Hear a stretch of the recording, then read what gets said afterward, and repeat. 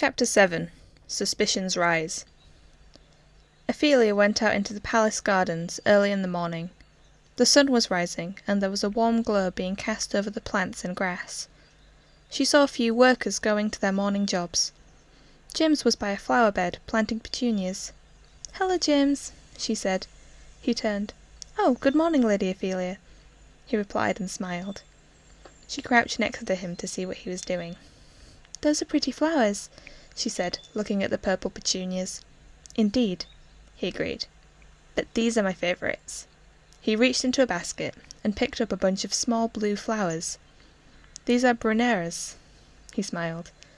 "Oh, they're so cute," she squeaked. "Take one if you want," he offered.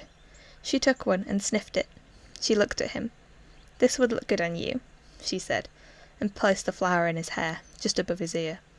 He then took one and did the same with her. They both giggled. "Don't you two look adorable?" a voice came. They looked up to see Peter looking at them both lovingly. From their angle, Peter looked almost angelic. The rising sun from behind him gave him a halo over his golden hair, and he was wearing a loose white shirt that flowed in the breeze. They both stared at him, transfixed by his beauty. He looked between them and shuffled awkwardly. "I'm worried you're both going to savage me in a moment," he said, and they both stood up to shake off the daze. James took one of the flowers and put it in Peter's hair. Peter leaned over and gave James a quick kiss on the cheek. "You can kiss in front of me, you know," Ophelia told them. Peter kept one arm around James, but put his other around Ophelia. "But then you would be left out," he said. "It's better like this. 3 friends together," he said, and the 3 of them moved into a group hug. King Harold had been looking for Peter all over the palace to ask him about the wedding feast, but he could not find Peter anywhere. Peter was out in the garden with James, under the willow tree, so they could not be found. King Harold went to Lady Ophelia's room. Peter was not meant to go into her room, but King Harold thought that might be where he was. "Come in," Ophelia called. King Harold entered. Lady Ophelia was writing a letter to her brother. She stood up and gave a small curtsy to the king. "Your Majesty," she said. "Sorry to bother you, Lady Ophelia. I have been looking for Peter for over an hour. Do you perchance know where he is?" Lady Ophelia didn't know where Peter was. However, she knew he was most likely with James. "I don't know, I'm sorry," she told the king. The king scratched his head. "Thank you anyway," he said to her as he exited the room. Lady Ophelia looked out of her window to the garden. "Be careful, Peter," she whispered. King Harold went back to Peter's room, where he had looked to begin with, deciding he would wait there for Peter. He opened the door, and Peter was at the table, attempting to mend a belt. He looked up at his father, not surprised at him entering without warning any more. King Harold looked at him for a few moments before speaking. "Where have you been?" he asked. Peter blinked. "I've been here," he said, as if it were an obvious answer. "I have been searching for you for over an hour," the king said. "I was in here," Peter responded. "You should have looked in here first," Peter told him, and went back to mending the belt. "I did," the king said. Peter paused, but continued, trying to look unfazed. "You were not in here," the king became louder. "Where were you?" he asked angrily. "I don't know, I was probably in the latrine," Peter lied. He had only got back 15 minutes ago. The king scowled and decided to leave it. Peter was stubborn, like him. The king knew this, but didn't like how nonchalant Peter acted in these situations. "Anyway," the king continued, "you must come down to the kitchens with me to discuss the wedding feast." Peter was surprised that his father was agreeing to go down to the kitchen, even if it only were for wedding reasons. Peter got up, and they went down together. When they arrived in the kitchen, there were only a couple of workers in there. It was not the time of the day for the cooks to be making a large meal. There was a pan boiling soup on one of the large stoves. The head cook was waiting for the king and Peter with a large file. The head cook was a large set woman, who was rather frightening to Peter. He had heard her yelling at some of the other cooks last time he was down here, and she used to tell him off for stealing biscuits when he was little. She curtsied when she saw King Harold and Peter, and offered them seats that had been moved into the kitchen for them. The king looked offended by the wooden wicker chair. Peter did not care until he sat down and worried for a moment that it would break under his weight. King Harold, Peter, and the head cook spent half an hour flipping through the file and discussing food and beverages until they had decided on a meal plan for the wedding feast. Once the meal had been finalised, King Harold quickly thanked the head cook and got up to leave immediately. Prince Peter began to leave too. "Before you go, Prince Peter," the head cook called, and he turned round to her. She walked through an archway and out of sight. He began to walk to see where she had gone, when she reappeared holding a lovely-looking loaf of bread. "Would you please give this to Lady Ophelia?" she asked him. Peter took the bread, and she smiled at him. He decided she wasn't so scary after all. "Of course I will," Peter told her, and smiled back. She gave a nod of gratitude, and went back through the archway. "Come in," Ophelia called. Prince Peter entered. She saw him and ran up to him. He was surprised by a tight hug. "Whoa, what's this for?" he asked, chuckling a little. "Your father was looking for you. I thought you might be with James, and he would find out," Ophelia told him, looking very worried. He put a hand on her shoulder. "I'm fine. He found me back in my room," he assured her. She breathed a sigh of relief and nodded. He held the loaf of bread out in his other hand. "Cook told me to bring you this," he said to her. Her face lit up immediately. She took the loaf. "What is it?" he asked. "Other than bread, of course." "I spoke with her when I first arrived, and she said she would make me a special loaf of bread for being so kind to her. When I told her how much I enjoyed it, she told me she would make me another," Ophelia told Peter. "Oh, that's lovely. Would you like to try some?" Ophelia asked, breaking off a piece. "All right," Peter said, and she gave him a piece. They ate. "Wow, this is delicious," Peter said. Ophelia nodded in agreement. "Maybe I should have spent all my time being nice to her, instead of taking her biscuits when I was little," he jerked. Ophelia laughed. "Well, at least you were appreciating her food," she pointed out. "Indeed," Peter agreed, and laughed. King Harold sat in his chambers by the mirror. Queen Lillian was sat on a stool, doing embroidery on a handkerchief. "Have you noticed," King Harold spoke, "that Peter often seems to disappear for a number of hours?" he asked Queen Lillian. Queen Lillian looked up from her embroidery and thought. "No, I hadn't noticed," she replied. The king hummed. "I wonder where he goes," the king said. "I hadn't noticed, but he is a teenager. If he's going somewhere, it's probably with Ophelia," she told him. "I suppose," the king said, and left it at that. The next day, King Harold went to Countess Giovanna's room and knocked on the door. "Enter," her voice came from inside. King Harold entered. She stood up from the table she was sat at. "Your Majesty," she said, and curtsied. "To what do I owe this pleasure?" she asked, smiling. The king stood at the other side of the table. "I wanted to know, has Ophelia been spending a lot of time with Peter?" "I believe so," Countess Giovanna replied. "For a long time, sometimes hours on end?" he asked. I don't know about that," Countess Giovanna said. "I don't think she spends hours on end with him. She spends quite a lot of time writing to her brother," Countess Giovanna told him. "I see. Would you ask Ophelia if she's noticed anything unusual happening with Peter? I think he is hiding something," King Harold said. "I can ask her," Lady Giovanna told the king. "Thank you. If anyone knows where he disappears to, it'll be her." Then he left, leaving Countess Giovanna feeling a little uneasy. In the evening, Lady Ophelia had changed into her night-clothes and was brushing her hair. There was a gentle knock at the door. "Honey, it's only me," Countess Giovanna said through the door. "Oh, come in." Lady Ophelia put her brush down on the dresser with the attached vanity mirror, and she turned to face her mother. "Mother," she said, smiling, and walked over to her. "Hello, honey," Countess Giovanna said. "I just wanted to talk to you quickly." Lady Ophelia nodded. "I had a talk with the king earlier, and he was wondering if you had noticed anything unusual happening with Peter," she asked. "Unusual in what way?" Lady Ophelia asked back. "Oh, I don't know. The king seems to think that he's been disappearing a lot," Countess Giovanna told her. Lady Ophelia's heart rate increased. "No, I haven't noticed anything amiss," Lady Ophelia lied.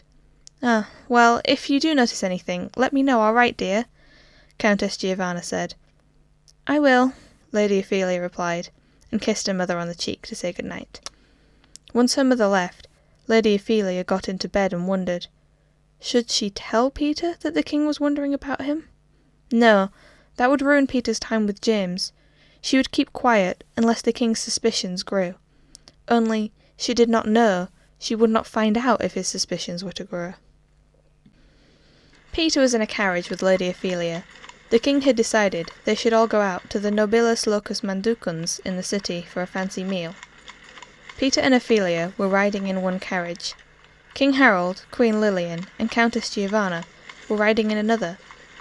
I wonder where we're going to eat, Lady Ophelia wondered out loud. Probably to nobilis locus manducans, Peter said. That sounds fancy. It is, but it's ever so horrible. What with everyone who ever eats there being high class, Peter told her. Oh my, I didn't think of that. Last time we were there, my father called one of the staff a wench. Lady Ophelia audibly gasped. Oh goodness, she said.